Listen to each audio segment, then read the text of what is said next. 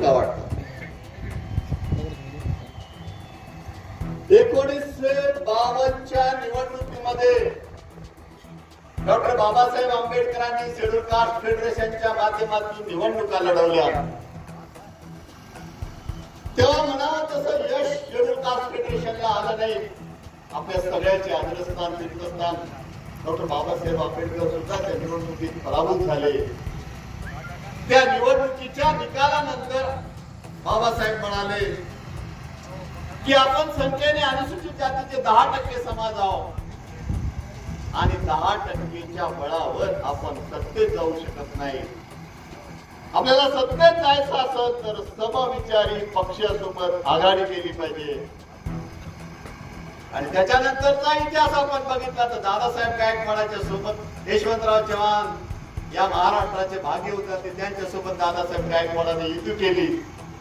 आणि 20-25 वर्ष तुम्ही जिल्ह्यातल्या कुठल्याही जिल्हा परिषदेमध्ये समाज कल्याण सभापती बघितला तर तो रिपब्लिकन पार्टी ऑफ इंडियाचा असायचा. गवई आणि अनेक लोक या सत्तेच्या काळात. तुम्ही सगळे वंचित बहुजन आघाडीचे अभ्यासवर्ग केलेले कार्यकर्ते, तुम्ही मला आज नाही तर 2 दिवसांना उत्तर द्या. वंचित बहुजन आघाडी, भारिप किंवा रिपब्लिकन पक्ष या सगळ्या पक्षाच्या कारकिर्दीत राज्यातला एक तरी बौद्ध नेता मोठा केला त्याचं मला नाव सांगा. 2 दिवसांनी नाव सांगा, मी राजकारण सोडून. आंबेडकरी मत, बाबासाहेबांच्या विचाराची मत ग्रहित करायची. आपण येडेगोडे माणसं, बाबासाहेबांचं रक्त आहे म्हणून आपण मत द्यायची, त्या मतावर मुजोरी करायची. का आपण नाही बाबासाहेबांच्या विचाराचे वारसदार पाहिजे? रक्तातच काय वारसदार असण्याची गरज आहे? माझी आई, तुमची आई, आपण जेव्हा पोटात होतो तेव्हा भीम जयंतीला बाबासाहेबांचे विचार ऐकून मोठे झालेले झालो की नाही? आपण सकाळी झोपेतून उठल्यापासून रात्री झोपेपर्यंत, जन्मापासून मृत्यूपर्यंत जर आपण बाबासाहेबांचं नाव घेऊन राहतो तर बाबासाहेबांच्या विचाराचे आपण पण वारसदार आहोत. आता अंधभक्ती सोडून द्या, आपल्याला सत्तेत जायचं. मला काय व्हायचंय, ढवळेला काय व्हायचंय, कोणाला जिल्हा परिषदचं सदस्य व्हायचंय, कोणाला नगरपालिकेचं सदस्य व्हायचंय, ग्रामपंचायतचं सदस्य. एक ग्रामपंचायतचा सदस्य जयभीम वाला झाला तर गावामध्ये तो ताट मानेने हे करून आपल्या समाजाला त्याचे न्याय हक्क मिळवून देण्याचा प्रयत्न करतो. पण जेव्हा जेव्हा संधी येते लोकसभेच्या निवडणुकीमध्ये, भारताचं संविधान धोक्यात होतं. तुम्हाला वाटेल बाबाजी साहेब 6 महिने इकडे तिकडे गेले. तुम्ही सगळे आमदार विधान भवन कोण आलं होतं? तुम्ही विधान भवनात आलेले बघितलं ना? विधान भवनाच्या समोर गोल कॅन्टीन आहे आमदारासाठी. तिथे खासाबंद मी बसलो. खासा म्हणले, भीमराव यार मुझे थोड़ा तकलीफ हो रहा, मैं कुछ उधर जाकर सत्ता के साथ, क्योंकि ये सत्ताधारी लोगों ने मेरे को बड़ा परेशान किया है, तो मैं भी उधर जाता हूँ, मगर वक्त जब गिरा तब इधर वापिस आ जाता हूँ. आणि लोकसभे निवडणुकीच्या वेळी बाबाजानी साहेबांनी घरी बसून कोणाचं काम केलं? कोणाचं केलं? मशाल पेटवली बाबाजानी. कारण संविधान अडचणीत असताना संविधान बदलणाऱ्या लोकांसोबत जायचं की नाही जायचं हा प्रश्न जेव्हा बाबाजानी साहेबांच्या सोबत आला तेव्हा बाबाजानी साहेब संविधान वाचवणाऱ्या लोकांसोबत राहिले. ज्या बाबासाहेबांनी संविधान लिहिलं त्या बाबासाहेबांचे नातू संविधान बदलणाऱ्या लोकांसोबत गेलेले. किती मागितल्या जागा? 12 जागा 12 म्हणजे 27 12 वर. आता मला सांगा, एक सोडून 11 उमेदवाराचे तुम्ही नाव सांगा. आहे कोणी? राज्याचे 4 वेळा मुख्यमंत्री राहिलेले, राज्यभरात कार्यकर्त्याचा संच असलेले शरद पवार साहेब 10 जागा निवडून आणतात आणि तुम्ही काहीच खरं नसताना 12 जागा मागता. बघा काय 5 जागा महाविकास आघाडीने देऊन गेल्या होत्या. शेवटच्या दिवशी जेव्हा ही युती तुटत होती तेव्हा पवार साहेबांनी जयंत पाटील साहेबांना सांगितलं, जयंतराव आपण 9 जागा लढू, 1 जागा देऊन टाका बाळासाहेब. त्याच्यातल्या 3 जागा निवडून आल्या असत्या की नाही. आज ज्या महाविकास आघाडीच्या 31 जागा आल्या त्या जागा 36 झाल्या असत्या, 5-6 जागा वाढल्या असत्या. महाराष्ट्रातल्या 5-6 जागा आणि त्या बहिणजींनी उत्तर प्रदेशात एक 12-13 जागा पाडल्या. 20 जागा जर भारतीय जनता पार्टीच्या कमी झाल्या असत्या तर या देशामध्ये भारतीय जनता पार्टीचं सरकार आलं असतं का? हो किंवा नाही म्हणा असं आदळायचं पहिल्याचं. म्हणजे भारतीय जनता पार्टीचं सरकार आणणारे मायावतीजी आणि आपले नेते. नाव मोठं, लक्षण खोटं. आणि तुम्ही मदत कोणाला करा? मी अनेकदा सांगितलं, जेव्हा लोकसभेच्या निवडणुका होत्या तेव्हा क्रिकेट मॅच पण सुरू होती की नाही? बरेच तरुण मंडळी तुम्ही IPL क्रिकेट मॅच बघता की नाही? क्रिकेट मॅच मध्ये मॅच फिक्सिंग होती आणि जिंकण्यासाठी तिथे 1 कोटी मिळतात, तर हारण्यासाठी किती मिळतात? हारण्यासाठी 10 कोटी मिळतात. जिंकण्यासाठी किती? हारण्यासाठी किती? मग आपला गडी 4 निवडणुका जर हरतच असेल, एखाद्या वेळी गडी हरला तर आपण समजू शकतो की गड्यामध्ये खेळामध्ये दोष आहे. जेव्हा 4 वेळा गडी ठरवून हरायला तेव्हा समजायचं की दाल में कुछ काला है. दाल में काला नहीं, सारी दाल यहाँ काली है. मित्रो, लोकसभेच्या निवडणुकीमध्ये वंचित बहुजन आघाडीचा उमेदवार तुमचे शेजारचे तालुक्यातले काय होते, डक होते. हवामान काय, पाण्याचा अंदाज, त्याचा निवडणुकीतला अंदाज चुकला. बराच अंदाज खराही ठरला, कारण निवडणुकीमध्ये पराभूत झालेला उमेदवार, मी बी एकदा पराभूत झालो होतो, खासा पराभूत झाले होते.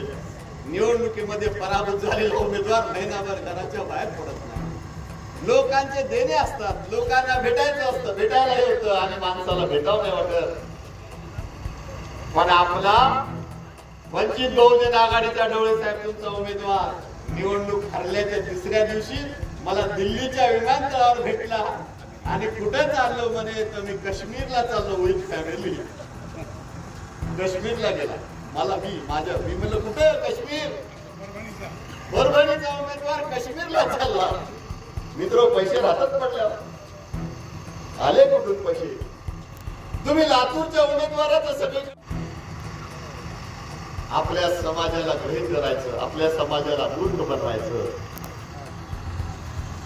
आणि भारतीय जनता पार्टी सोबत, RSS सोबत संधान साधायचं आणि कायम आपल्या लोकांना सत्तेपासून वंचित करायचं. हे राजकारण बंद करण्याचं काम श्याम ढवळे आणि तुम्ही सगळ्यांनी केलेलं, त्याचा मला अत्यंत आनंद आहे. बाबाजानी साहेब मुस्लिम समाजाचे ते स्वतः आहेत, पण आयुष्यभर मराठा बांधवांना, जय भीमना आणि इतर सगळ्या ओबीसीला सोबत घेऊन चालतात. आणि मुस्लिम, मराठा आणि जय भीम जर एकत्र आले तर काय कोणाची हिंमत आहे बाबाजानी साहेबाला पराभूत करण्याची? गावागावात जाऊन तुम्हाला हे समजून सांगायचं मित्र हो. गेल्या 2.25 वर्षामध्ये महायुतीच्या सरकारने बौद्ध आणि आंबेडकरी जनतेला जे छळलं ते तुम्ही समजून सांगितलं पाहिजे. 400-500 मागासवर्गीयाचे भोजन ठेकेदार होते, ती ठेकेदारी मागासवर्गीयाची बंद करून शासकीय वसतिगृहामध्ये मोठमोठ्या ठेकेदाराला आणलं. 50 कोटीचा खासा टर्नओव्हर पाहिजे, 750 लेबर पाहिजे, 25 लाखाची एमडी पाहिजे. दोन मागासवर्गीय टिकणार आहे. तसाच लाड आणि 3 कंपन्याला टेंडर गेलं. 500 जे गुत्तेदार होते मागासवर्गीयांच्या गावागावामध्ये वसतिगृहात भोजन पुरवठा करणारे, ते सगळे बिचारे गरीब माणसं हद्दपार झाले आणि आज 3 कंपन्याकडे ठेवल्या. 30 संस्थांच्या माध्यमातून राज्यभरामध्ये स्पर्धा परीक्षेचं प्रशिक्षण दिलं जायचं. त्या 30 संस्था बंद करून त्यांना 60 कोटी रुपये मागून बंद केलं.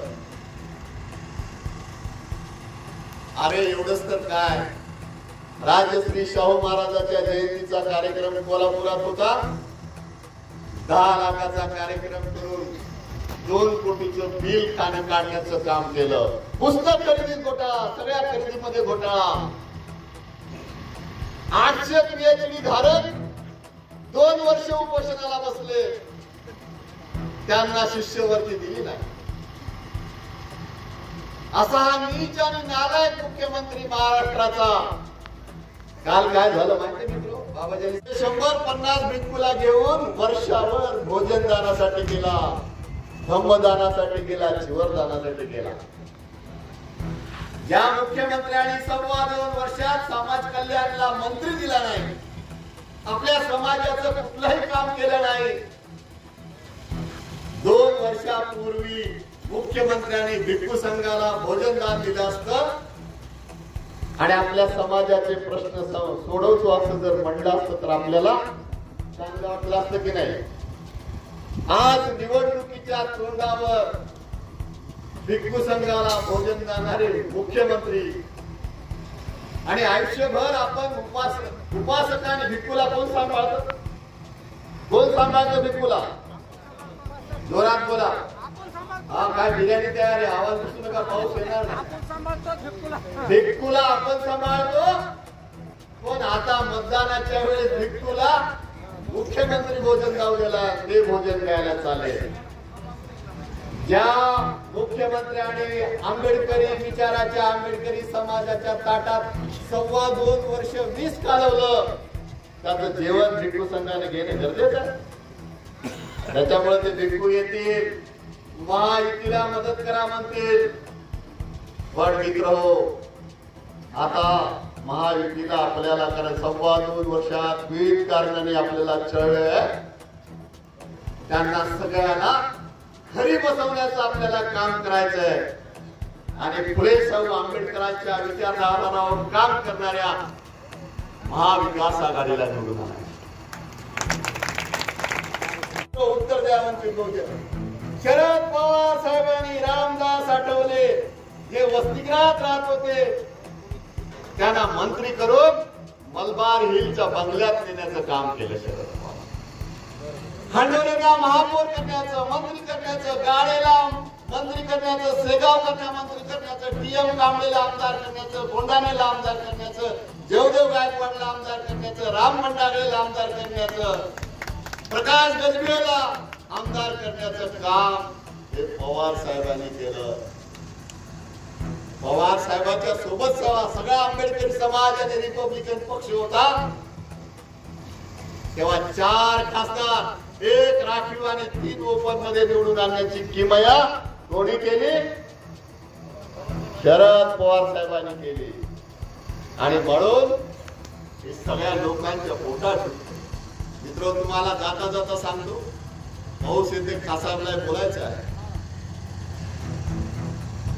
की जेव्हा जेव्हा भारतीय जनता पार्टीवर सत्ता जायची वेळ येते तेव्हा खोटे नाटे आरोप करतात. आणि म्हणून कडच्या माध्यमातून तुम्ही लक्षात घ्या बांधवानो, 1 ऑगस्टला त्या दिवशी सुप्रीम कोर्टाचा निकाल येतो की ब लागू करा. लक्षात घ्या. आणि ते ब चिराग नगरला अण्णा भाऊ साठेच्या जयंतीमध्ये एकनाथ शिंदे, देवेंद्र फडणवीस आणि अजित पवार त्या विजयाचा उन्माद करतात. भारतीय जनता पार्टी RSS ची लोक मातंग आणि बुद्ध माणसापद भाऊ. मी पालमचा रहिवासी आहे. माझ्या गावामध्ये खोदवाडा, मारवाडा आणि मानवाडा मध्ये 10 फुटाचं अंतर आहे. हा आपल्या समाजातला भाईचारा तोडण्याचं काम ही RSS सारखी जातीवादी मंडळी करते एकीकडे, आणि दुसरीकडे शरदचंद्र पवार साहेबांसारखा नेता एकुलत्या एक मुलीला मंत्रिपदाची संधी आली होती. स्वतःचा पुतण्या पार्टी फोडून जात होता. तेव्हा पवार साहेबांपुढे एक मोठा प्रश्न होता. फुले, शाहू, आंबेडकर विचारधारे सोबत राहायचं की मुलीला मंत्री करायचं. कारण पवार साहेबांना ऐकून ते एक मुलगी आहे, मुलीवर प्रेम असतं माणसाचं जास्त, माहिती की अजित दादा गेला, घर फुटलं, मुलीचं मंत्रिपद नाकारलं, पण फुले, शाहू, आंबेडकरांची विचारधारा सोडली नाही. ते आता शरदचंद्रजी पवार आहेत.